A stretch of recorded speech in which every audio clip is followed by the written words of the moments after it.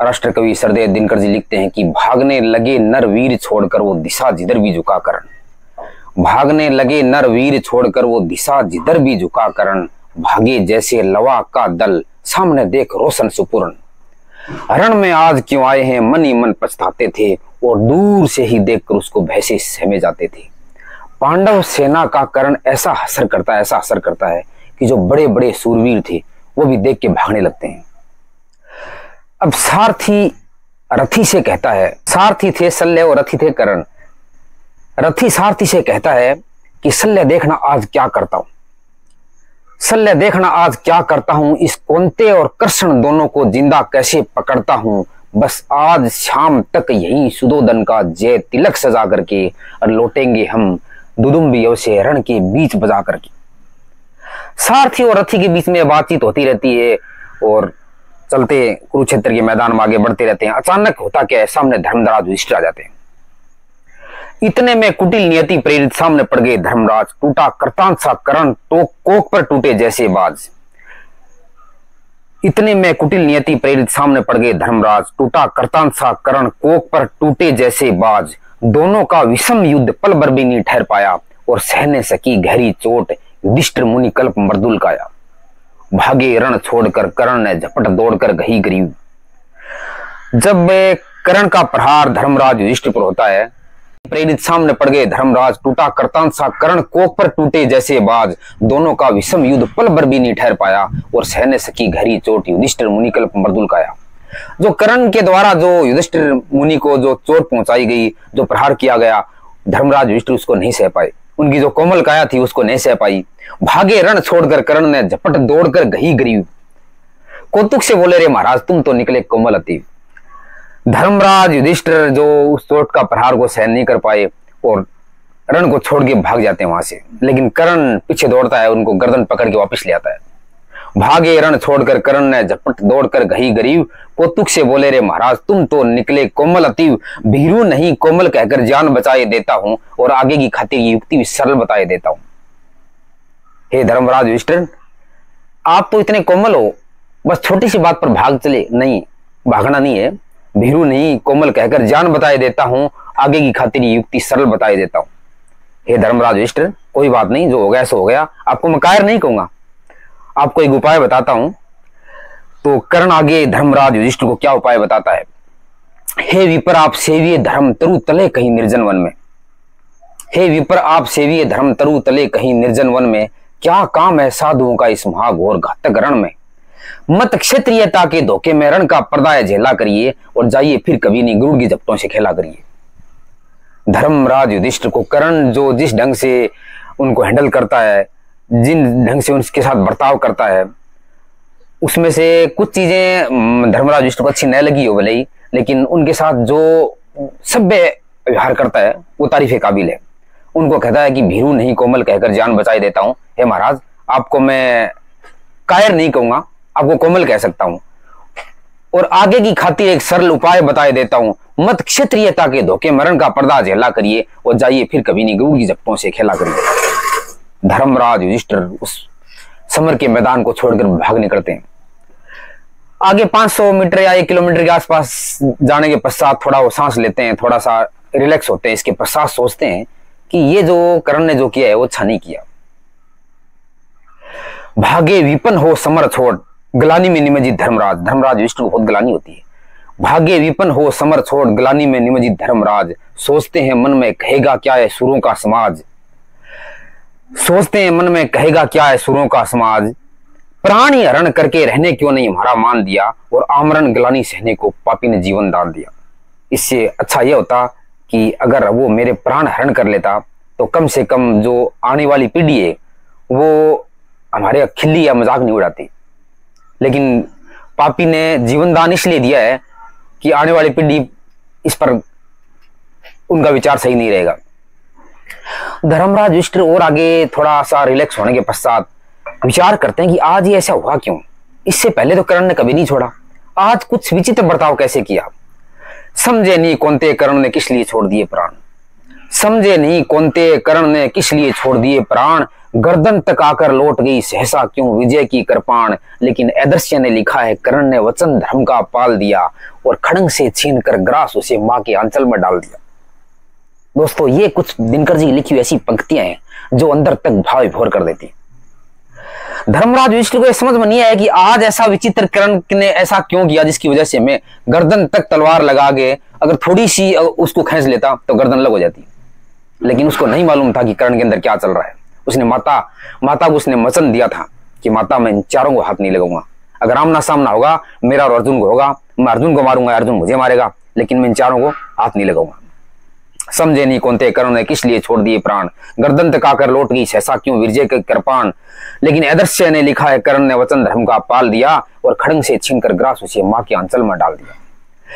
कितना पवित्र है शील कर्ण जब तक खड़ा रहा रण में, कितना पवित्र है शील कर्ण जब तक खड़ा रहा रण में, चेतना में मां की प्रतिमा घूमती रही उसके मन में, बार बार सहदेव युधिष्ठिर नकुल भीम को बस मलाकर, और कर देता है मुक्त भीतर से कुछ इंगित पाकर। जैसे ही उसको मां की वो प्रतिमा याद आती है, जैसे ही मां की याद आती है, मां को उसने पहली रात को वचन दिया था कि क्यों दान दान रट रही है माता, क्या पुत्र ही रहेगा हमेशा जगत में दाता, मैं एक कर्ण मांग लेता हूं बदले में तेरे को 4 कर्ण देता हूं। और रात की जो कहानी थी, रात को दिया हुआ वचन था, वो कर्ण के बार बार उसके मन में कंचोट रहा है। उसको मां को वचन दिया था कि मां इन चारों को मैं कोई क्षति नहीं पहुंचाऊंगा। शल्य उनके सारथी थे। शल्य ने जब कर्ण का ये परिवर्तन देखा, जो उसमें बदलाव आया वो देखा, तो उसको बड़ा अजीब लगा। बोले हो क्या रहा है, ये बार बार पकड़ रहा है छोड़ रहा है, पकड़ रहा है छोड़ रहा है, नकुल भीम सहदेव युधिष्ठिर। शल्य को ये चीजें नहीं भाई, उसको बहुत बुरी लगी। देखता रहा सब शल्य जब इस तरह भागे पवितन, होकर चकित देख कर्ण की ओर बोला पुरुष वचन, अरे सूत पुत्र इसलिए काल परस धनु धरता है, जब मारना ही नहीं तो वीरों को क्यों दौड़ पकड़ता है। अरे सूत पुत्र किस लिए काल परस धनु धरता है, जब मारना ही नहीं तो वीरों को क्यों घेर पकड़ता है।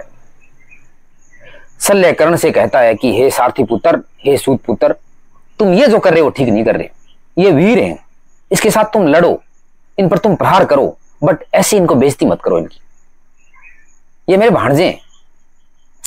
शल्य को तो नहीं मालूम था कि कर्ण कुंती का पुत्र है, लेकिन चूंकि पहले दिन माता ने बता दिया था कि कर्ण किसका पुत्र है, माता कुंती ने बता दिया था, तो शल्य को यह चीज मालूम नहीं थी कि कर्ण भी तुम्हारा भांजा है। लेकिन शल्य को जो सबसे बुरी बात यह लगी कि नकुल सहदेव युधिष्ठिर और भीम को जा बार बार बस में लाकर उनको मुक्त कर रहे हैं, फिर छोड़ रहे हैं, फिर बेइज्जती करके छोड़ रहे हैं, तो ये बात बहुत बुरी लगी।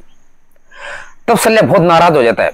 तो शल्य आगे कर्ण से कहता है कि संग्राम विजय संध्या तक आज करेगा क्या, तुम बोल रहा था ना, बोला मैं बस आज शाम तक युद्ध खत्म ही कर दूंगा, और शाम को दुर्योधन का राज तिलक करके और हम शंख, लड़ाई का शंख, जीत का शंख बजा के वापिस चलेंगे।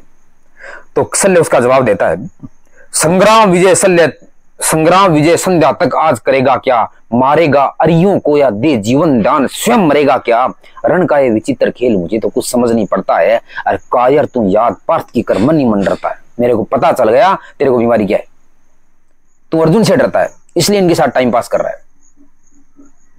संग्राम विजय संध्या तक आज करेगा क्या, मारेगा अरियों को या दे जीवन दान, स्वयं मरेगा क्या। अरियों शब्द होता है दुश्मन से होता है, अरि शब्द दुश्मन का होता है, अरियों दुश्मनों को, मारेगा दुश्मनों को या दे जीवन दान, स्वयं मरेगा क्या, रण का ये विचित्र खेल मुझे तो कुछ समझ नहीं पड़ता है, अरे कायर तू याद पार्थ की कर मन नहीं मन डरता है। राधे को बात बुरी लगी। राधे कर्ण वापिस मामा को जवाब देता है। राधे जरा हंसकर बोला, पार्थ की भीति उसको होगी। बोले हे मामा तुम्हें क्या मालूम मेरे में क्या बीत रही है। राधे जरा हंसकर बोला, पार्थ की भीति इसको होगी, क्षयमान क्षण भंगूर शरीर से मरसा प्रीति जिसको होगी, इन 4 दिन के जीवन को मत हो कुछ नहीं समझता हूं, और करता हूं वही जो भीतर से सही समझता हूं। ग्रासीन अतिशय बुभुक्ष अपने इन बाणों के मुख से होकर प्रसन्न हंस देता हूं, चंचल किसी अंतर के सुख से, ये कथा नहीं अंतःपुर की भार मुख से कहने की है, ये व्यथा धर्म के वर्षमान सुख सहित मौन सहने की है। हे मामा तुम्हें नहीं मालूम मेरे अंदर क्या बीत रही है, अंदर कितनी, जितना संग्राम में भार पांडवों से कर रहा हूं उससे ज्यादा तो अंतर संग्राम हो रहा है, मेरे दिल के भीतर हो रहा है, मेरी आत्मा के भीतर हो रहा है। आगे कर्ण शल्य से कहता है कि सब आंख मूंद कर लड़ते हैं जय इसी लोक में पाने को, सब आंख मूंद कर लड़ते हैं जय इसी लोक में पाने को, पर कर्ण जूझ रहा है कोई ऊंचा संदर्भ निभाने को, सबके समेत पंकिल सर में मेरे भी चरण पड़ेंगे क्या, इस लोभ मृतिका में जग के आत्मा का तेज हरेंगे क्या। ये देह टूटने वाली है इस मिट्टी का क्या प्रमाण, कर्ण मामा से कहता है, आगे सारथी से कहता है, ये देह टूटने वाली है इस मिट्टी का क्या प्रमाण, मृतिका छोड़ ऊपर जग में भी तो ले जाना है विमान, जुटा रहा हूं सामान खमंडल में सोपान बनाने को, तो ये 4 फूल फेंके हैं मैंने ऊपर की राह सजाने को। हे मामा, जिसको तुम बोल रहा है कि इनको पकड़ के बार बार क्यों छोड़ रहा है, ये 4 फूल है और 4 फूल मैंने फेंके हैं जो मेरी आगे की राह सजाने को। ये 4 फूल है मोल किन्हीं कातर नैनों के पानी के, ये 4 फूल प्रछनदान है किसी महाबलदानी के, ये 4 फूल मेरा आदर्श था मैं हुआ कभी जिनका कामी, ये 4 फूल पाकर प्रसन्न हो हंसते होंगे अंतर्यामी। जब कर्ण ये सब शल्य को ये कहानी बताता है, फूलों की कहानी जो बताता है, तो शल्य को नहीं समझ में आती है चीज। शल्य मन में सोचता है कि कल तक जो कर्ण इतना वीर था, जो इतना साहस के साथ लड़ रहा था, आज इसमें अचानक इतना बदलाव कैसे आ गया, परिवर्तन कैसे आ गया। तो शल्य मामा को खुद ही बोल देता है, सारथी से खुद ही बोल देता है, समझोगे नहीं शल्य ये कर्तव्य नादानों का है, समझोगे नहीं शल्य इसे ये कर्तव्य नादानों का है, ये खेल जीत हार से परे मकसद के दीवानों का है, जानते हैं स्वाद इसका जो सुरा सौपन का पीते हैं, और दुनिया में रहकर ही अलग दुनिया में खड़े जो जीते हैं। समझा नहीं सत्य शल्य इसे बोला प्रलाप ये बंद करो। शल्य बोलता है ये बकवास सब है बंद करो, जो काम की बात है वो करो, हम कुरुक्षेत्र के मैदान में लड़ाई के मैदान में। समझे नहीं सत्य ही शल्य इसे प्रलाप ये बंद करो, हिम्मत है तो लो करो समर, बल है तो अपना धनुष धरो, वो देखो वांदरी ध्वजा दूर से दिखाई पड़ती है, पार्थ के महारथ की धर धर आवाज सुनाई पड़ती है, क्या वेगवान है अश्व देख विद्युत शर्माई जाती है, क्या वेगवान है अश्व देख विद्युत शर्माई जाती है, आगे सेना छट रही घटा पीछे छाई जाती है, और राधे काली आ गया सायक संधानित तुरण करो, थे विकल सदा जिसके हित वो लालसा समर की पूर्ण करो। शल्य कर्ण को बोल देता है कि कर्ण आज तक तू अर्जुन को ढूंढ रहा है, वो देखो वो आ गया अर्जुन।